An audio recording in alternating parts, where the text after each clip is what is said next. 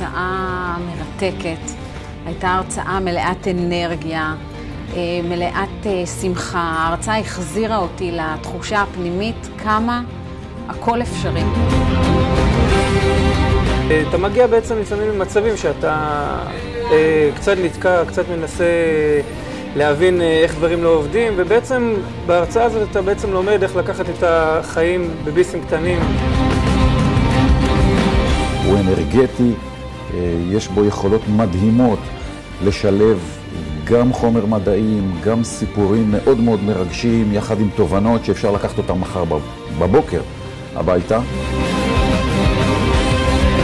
הגעתי עם מצב רוח מסוים לפה היום, ויצאתי בוואו. יש משהו מקסים בזה שלוקחים משהו כל כך גדול, אבל מתרגמים אותו להצלחות קטנות ולהצלחות בשוטף.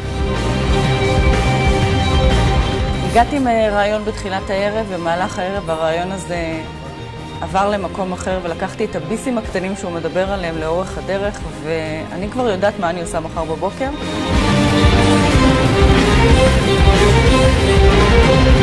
תודה רבה.